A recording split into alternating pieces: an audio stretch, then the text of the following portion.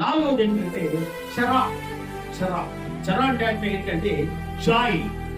Joy. ఎందుకు Joy?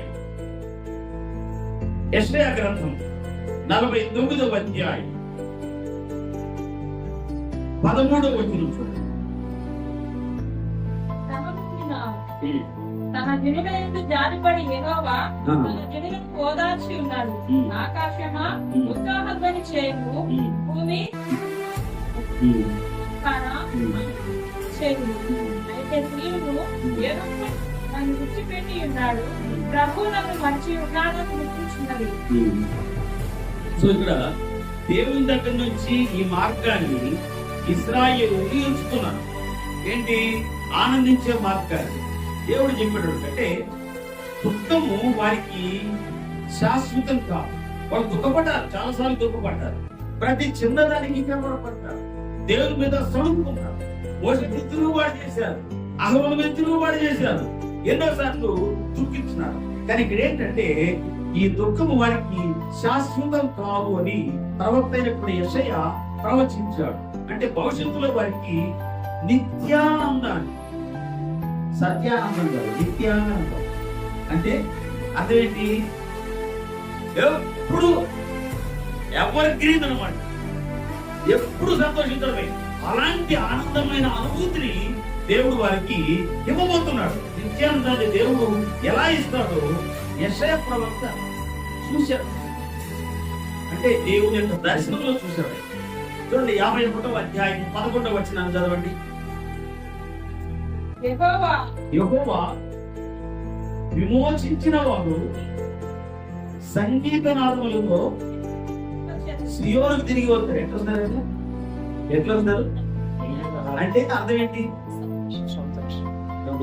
ఆనందంతో పాటలు పాడుకుంటా. సంగీతం అంటే పాటలు, పాటలు, వాయిద్యాలు, డోళ్ళు, పద్యాలు, తాళాలు, చిందులు, అలా అన్నమాట. సంగీత నాదములతో ఆయన విమోచించినటువంటి వారు సియోనుకు వస్తారు, తిరిగి ఆనందంగా వస్తారు. సో ఇది ఈ ఆనందము వాళ్ళ జీవితాల్లో ఎప్పటికీ మర్చిపోయింది. నేను మీకు ఒకసారి చెప్తాను, చాలా ముఖ్యమైన సంగతి ఏంటంటే ఇశ్రాయేలీయుల జీవితంలో అన్నిటికంటే ప్రధానమైనటువంటి ఘట్టం ఏంటంటే నిర్గమం. నిర్గమం అంటే ఆదికాండం తర్వాత చూస్తుంటారు. అది నిర్గమం అంటే ఇశ్రాయేలు ప్రజలు ఐగుప్తు నుంచి విడుదల పొంది వాళ్ళు తిరిగి వస్తున్నారు కదా, అదే నిర్గమం అంటే.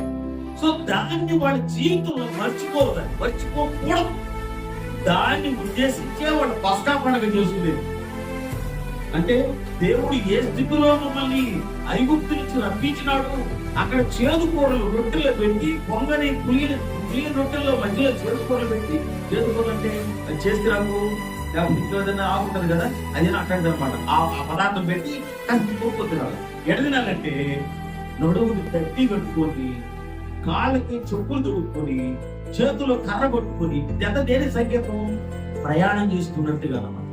అంటే ఈ స్థితిలో దేవుడు మమ్మల్ని తప్పించినాడు. మరణకరమైన పరిస్థితుల్లో నుంచి వాళ్ళ చేతుల్లో, మేము ఐగుప్తుల చేతుల్లో చావలసినటువంటి వారిని ఆయన మమ్మల్ని తప్పించి వాగ్దానంలోకి తీసుకొచ్చినాడని వాళ్ళు సంతోషంతో, ఆనందగానంతో వాళ్ళు వాగ్దానం ముందుకొచ్చినారు. మధ్యలో సరిగారు, పొంగారు, సత్యాలు దాని తర్వాత. కానీ మూతలు అంటే ఇక్కడ అర్థం ఏంటంటే ఈ జాయ్ ఇక మీద వారికి నిత్యానందాన్ని దేవుడు ఎలా ఇస్తాడో ప్రవక్తను యెషయా చూశాడు. ఏదైతే యెషయా చెప్పాడో అది దేవుని ప్రజలకు తప్పకుండా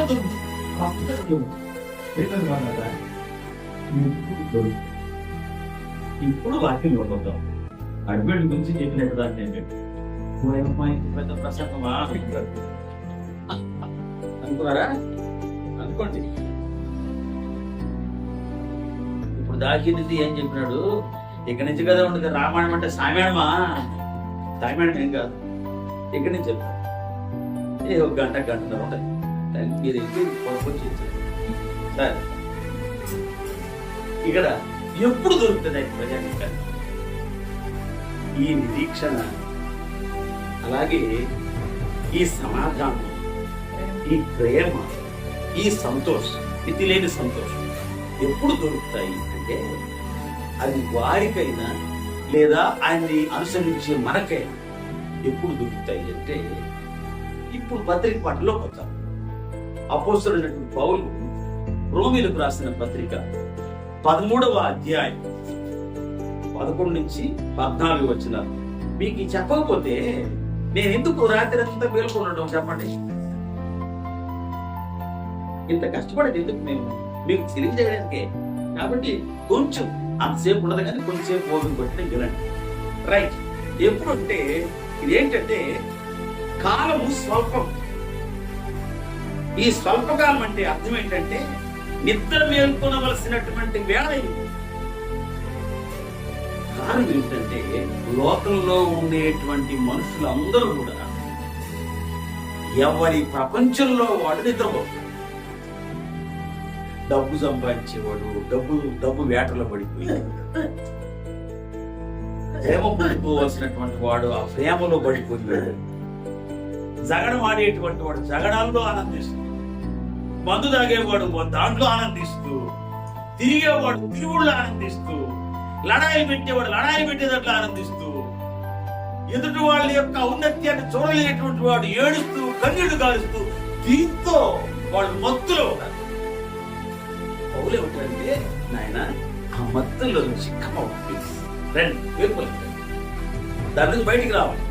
సో నిద్ర మేల్కొనవలసినటువంటి గడియ ఆసన్నమైంది. ఇది మనము ఎట్లా అంటే పౌలు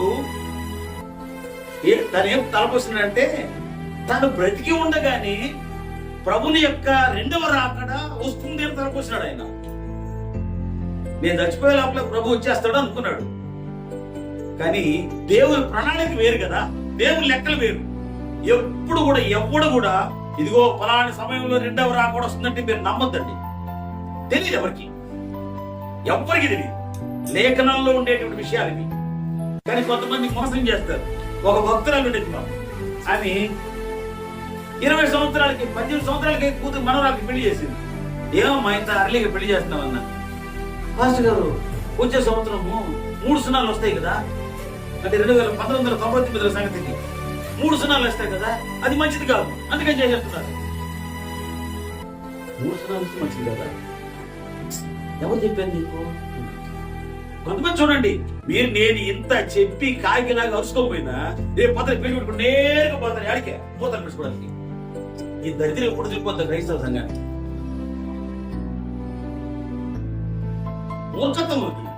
మూర్ఖత్వం.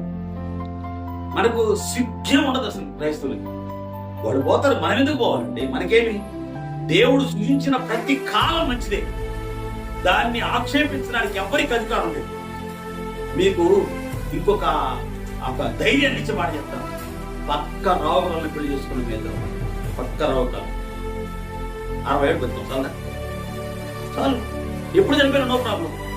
మా పిల్లలు అభివృద్ధి అయ్యారు, చదువుకున్నారు, మా కష్టానికి తగ్గ ఫలితాన్ని దేవుడు ఇచ్చినాడు, మీలాంటి వాళ్ళని ఉత్సాహపరిచే భాగ్యాన్ని ఇచ్చినాడు. ఇంకేం కావాలండి? అందుకే దయచేసి ఈ పిచ్చి పనులు మీరు చెయ్యొద్దని చేతులకి జోడించి చెబుతున్నాను. అది మనకు ఆశీర్వాదం కానే కాదు. గమనించాలి. ఇప్పుడు ఏంటంటే ఈ విధమైనటువంటి అనాలోచనలోకి వెళ్ళిపోయి ఈ మత్తులో జోగుతూ అది మన సాంప్రదాయం కదా, అది మన పద్ధతి కదా, అది అన్నమాట. ఈ పద్ధతుల్లో ఇది మంచి పద్ధతి కాదు. సో ఆయన యొక్క రెండవ రాకడ సమీపంగా ఉన్నది అని తలపోసినాడు పౌలు. సో ఎప్పుడైనా ప్రభు వచ్చేటువంటి అవకాశం ఉంది కాబట్టి సిద్ధపడి ఉండాలని ఆదిమ సంఘం నమ్మింది. అందుకోసమే తమకున్న ఆస్తిపాస్తులు అమ్మేసి సోమరులైపోయింది. ప్రభు రాకడ కొరకు ఎదురు చూస్తున్నారు. అప్పుడు వచ్చినటువంటి మేధావులు పౌలు లాంటి వాళ్ళు ఏం చెప్తారంటే, నాయన ఇంత కాదురా ప్రభు రాకడికి ఎదురు చూడడం అంటే, ఉన్నట్టుగా అమ్మేసి లేకపోతే తినేసి ఇంకేముంది మా జీవితం అయిపోయింది కదా, ప్రభు వచ్చి తీసుకుని వెళ్ళిపోతారు అనుకుంటున్నారు మీరు. అలా కాదు, మీరు చేయాల్సింది ఏంటంటే సిద్ధపడి ఉంటే చక్కగా ఆయన ఎప్పుడు వచ్చినా తీసుకుపోతాడు. No problem.